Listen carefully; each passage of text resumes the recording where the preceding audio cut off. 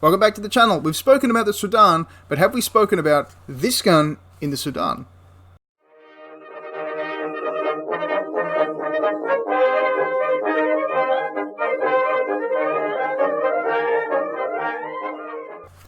Okay, so this is a Mauser C96. So it's a replica, it's a toy version, it's a gel ball gun. You can see the video I posted on my channel about that. Now, I'll put it down for a while.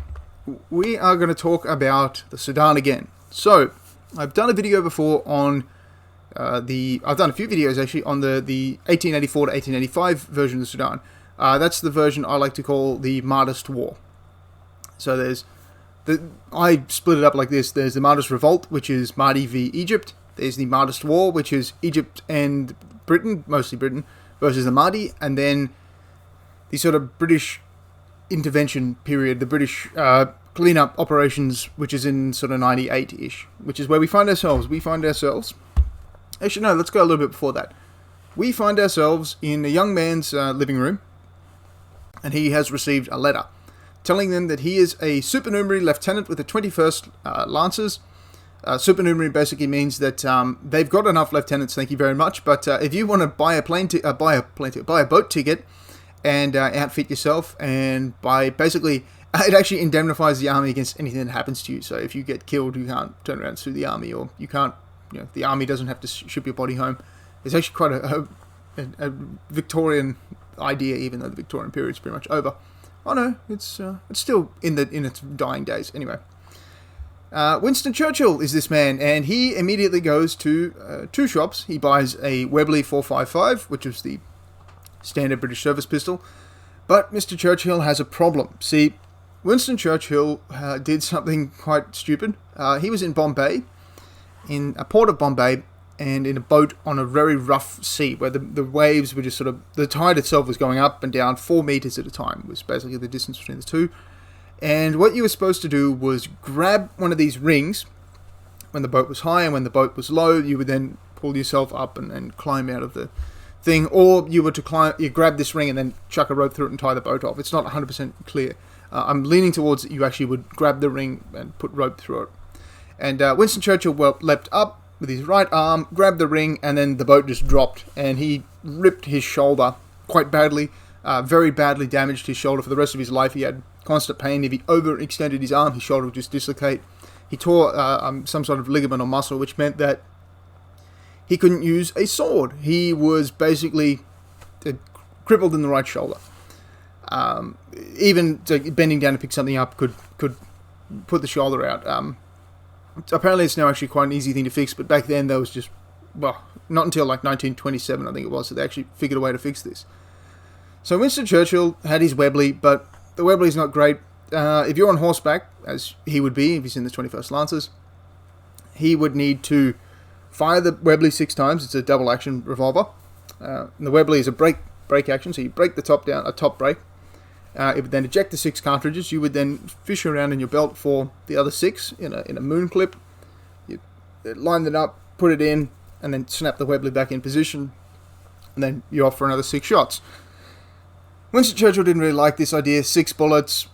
Webley 455 is a good cartridge. It will stop people, especially if we go in the Sudan. They're nicknamed man-stoppers. Basically, if a 455 hits you, it generally stops you, as opposed to a smaller bullet which can pass through.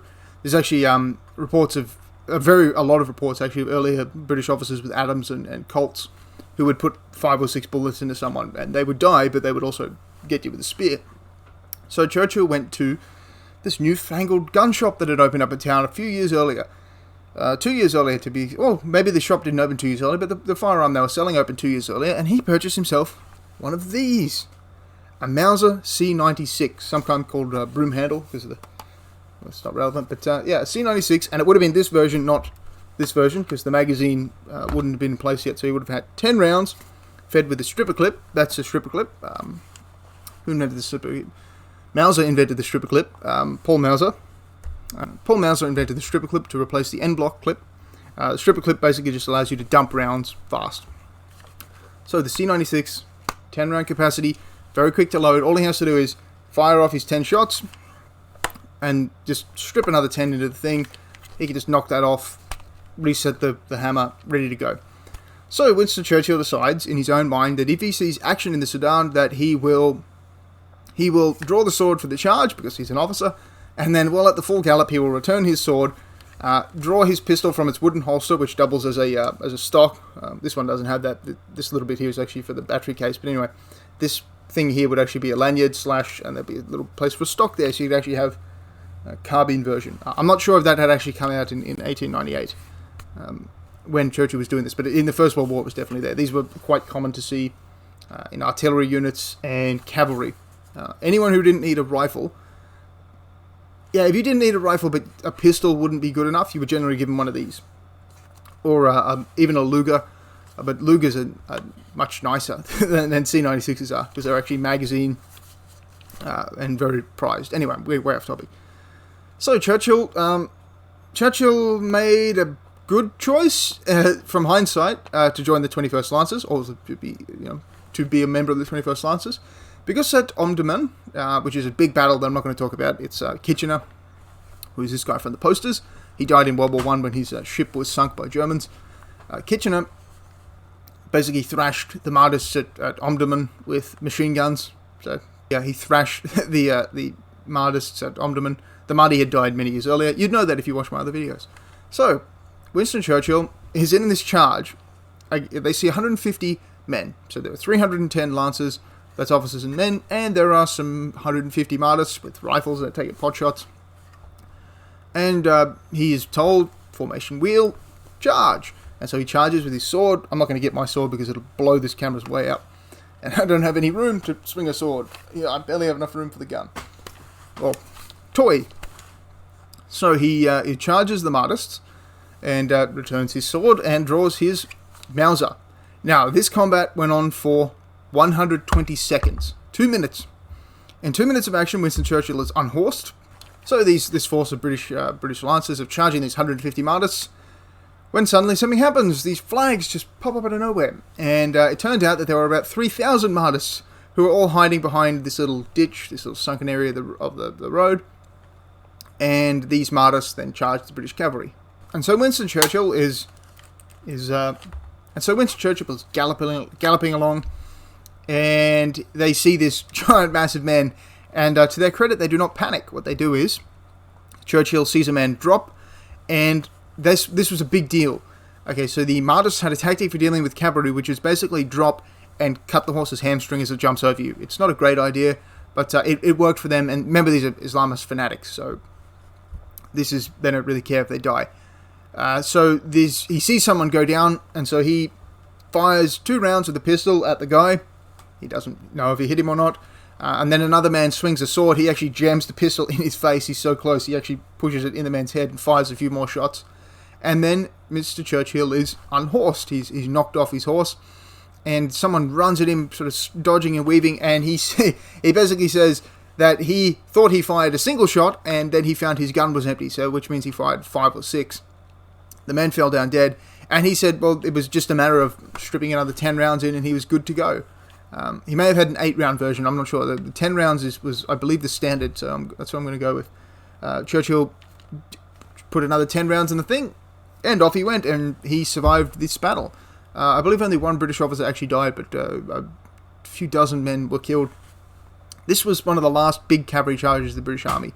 After Omdurman, there was some stuff in World War I. I think there were some Lancers who killed like 20 Germans, some Indian Lancers, but Omdurman is really the last big British cavalry charge of all time. If you, of course, discount the Australians, which were not cavalry, and so that doesn't count. I have a video coming out about that on the 31st of October, the Battle of Beersheba, and how it's not like anything that you see in the movies.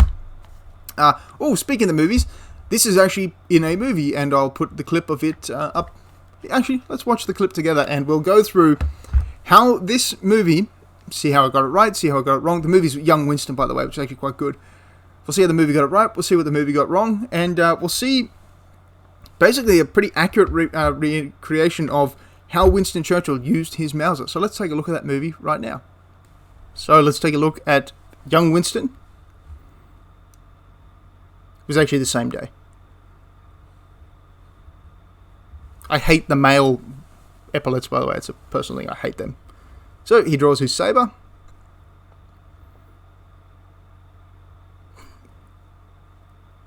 It's so Victorian, isn't it?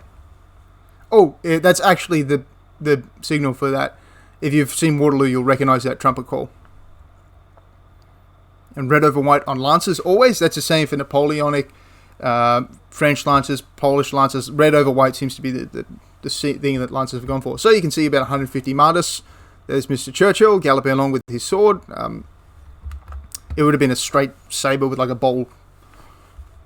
Oh, correct sword technique. Look at that. Look at that. It's correct sword technique with the wrist down like that to deflect the cut coming up. That's actually quite good. And then we see probably the officer who was killed. And so what happened is the British charged, and just before they hit the line, 10 feet deep worth, the men jumped up and a whole bunch of guys on horses rode at them. So Churchill should be putting his sword away any time now.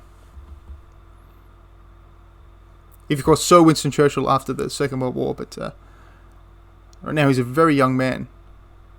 Gets his Mauser. He got it out of a wooden holster, but that's not too bad. He's got his Mauser. Here are the Martists. The Juhidya. That's pretty much what happened. That's basically exactly what happened. Language. Oh, the swords in this are great. Look, have a look at the swords. Okay. That didn't happen. Kind of what happened. Look at the Martis swords. They're like giant cardboard cutout things. Yeah. Look at that. Okay, that's what happened. A man tries to hamstring his horse. Winston kills him. That's basically quite similar. He's dishorsed. He should be charged right about now. Is he going to be charged? No, apparently Winston is still mounted. Okay.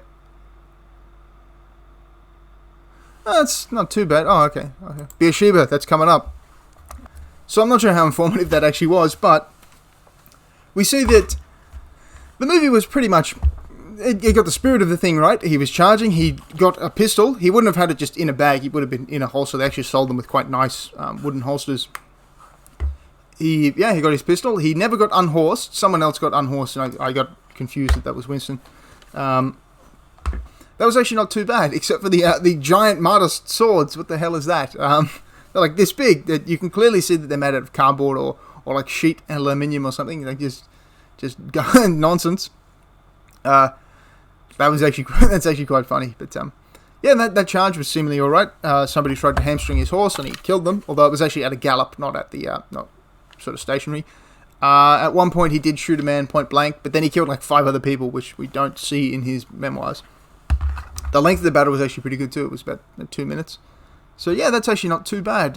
Young Winston is quite a good movie. It actually was made in the 70s, I believe. It covers his time in Afghanistan all the way up to his election to Parliament for the first time.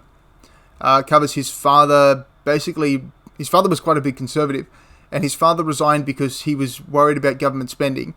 And he was quite a good conservative man, which makes it a bit suspicious that he died of syphilis, which is generally seen as not the most moral, upstanding conservative thing to die of. So he did actually die of syphilis. So he was...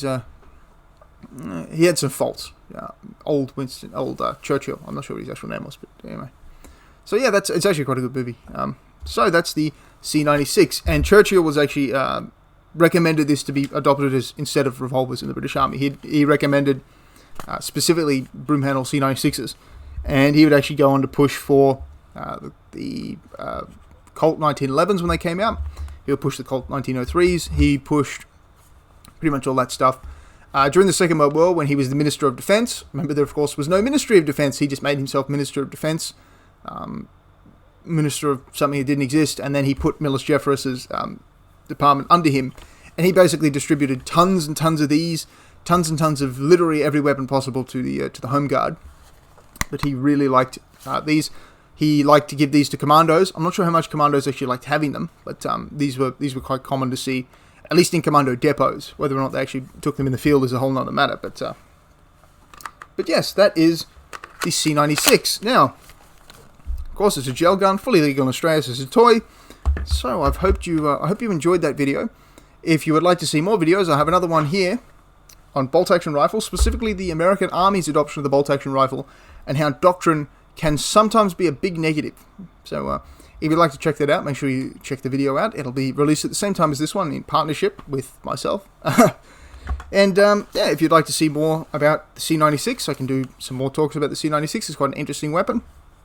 So yeah, thank you very much for watching and have a wonderful day.